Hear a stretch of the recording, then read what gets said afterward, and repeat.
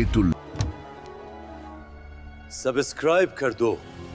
वक्त गुजरता रहा और कई सालों बाद जब यूरोप के मुल्कों ने देखा कि मुसलमान ताकतवर हो रहे हैं तो वो सब परेशान हो गए और मुसलमानों पर हमला करने की प्लानिंग करने लगे।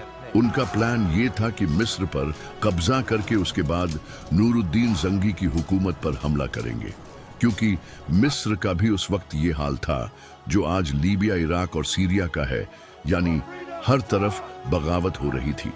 इस मुल्क के वजीर आपस में लड़ते रहते थे और हर कोई अपनी हुकूमत बनाने की कोशिश कर रहा था।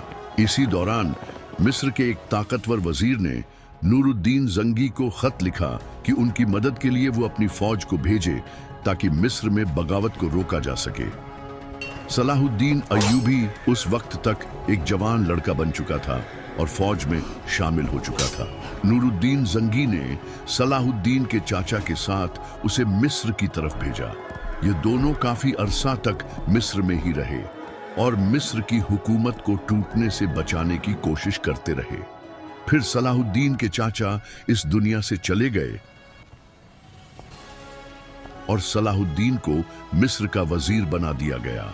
कुछ ही सालों बाद सलाहुद्दीन ने पूरे मिस्र में अपनी हुकूमत बना ली और बहुत मजबूत हो गया। दूसरी तरफ शाम में नूरुद्दीन जंगी का इंतकाल हो गया और उसका बेटा बहुत छोटा था, वो हुकूमत नहीं संभाल सकता था, इसलिए सलाहुद्दीन ने शाम को भी अपनी हुकूमत का हिस्सा बना लिया। उसके बाद अय्यूबी का एक ही मकसद था और वो ये कि अपने उस्ताद सुल्तान नूरुद्दीन जंगी की सबसे बड़ी ख्वाहिश को पूरा करे, बैतुल मुकद्दस को क्रूसेडर्स के कब्जे से आजाद कराया जाए। लेकिन असल चिंगारी उस वक्त भड़की जब क्रूसेडर्स के एक बादशाह रेनाल्ड ने हज पर जाने वाले मुसलमानों के काफिलों पर हमले शुरू कर दिए।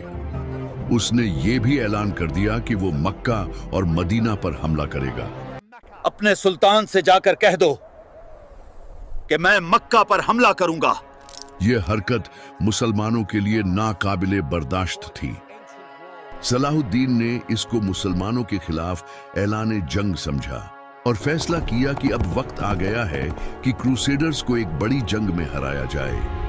उसने मिस्र और शाम से अपनी फौज को इकट्ठा किया और उन्हें जंग का नया सामान और हथियार दिए और कहा कि अब बैतुल मुकद्दस की आजादी के बाद ही सुकून का सांस लेंगे।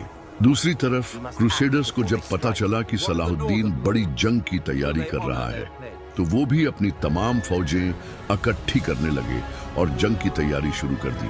सलाहुद्दीन अय्यूबी ने एक प्लान बनाया और क्रूसेडर्स के एक छोटे से किले नुमा शहर तबरिया पर